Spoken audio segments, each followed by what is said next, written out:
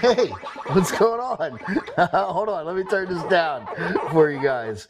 So earlier I was doing this. I was online, and a discussion came up in one of the forums where a gentleman had asked. He said, "I'm working on a boat. Do I really need a marine coating?"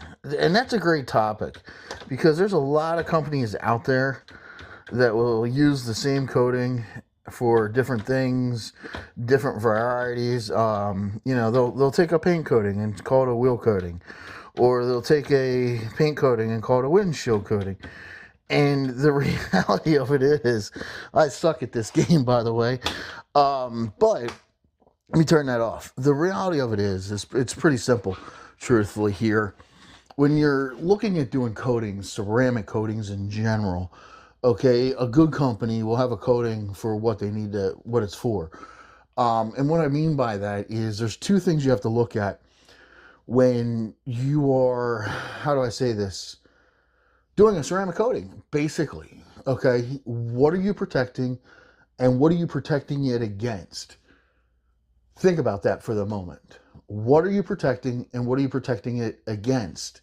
So the same coating that you would put on a car, for example, up here in the winter, the biggest thing I'd like to think that we have issues with is up in the northern climates is road salt. Basically, the shit deteriorates coatings at the end of the day. It really does. It clogs them, it knocks them down, lots of stuff. But ideally, it falls back to what are you protecting and what are you protecting against? So when the gentleman asked, should I use a marine coating for a boat? Ideally, the answer is going to be yes. And let me explain why. It's about the substrate.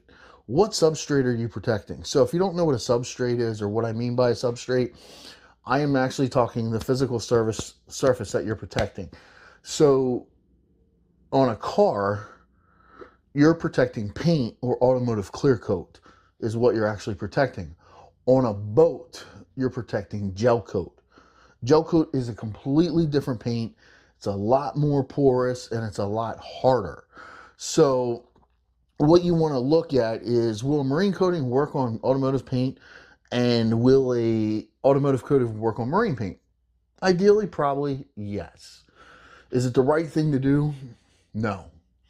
The right thing to do is use a coating that is designed for that surface and what it's protecting against.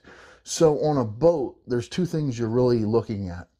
You're looking at oxidation from the sun, your UVA and UVB rays, basically, and you're also looking at salt from the salt water. So how do you protect them against it? A good marine coating is going to protect the gel coat for a certain amount of time from fading, from oxidizing. It's going to make it easier to clean, but it's the right coating to use. It's going to be a little thicker. It's going to fill in them pores.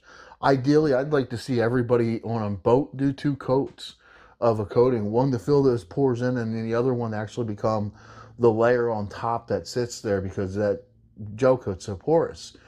So in theory, could it work?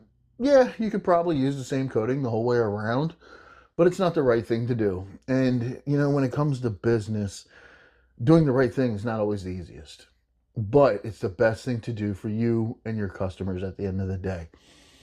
So to the gentleman out there, if you're going to use a coating for a boat that has gel coat and it's sitting in salt water, use a marine coating, a proper marine coating.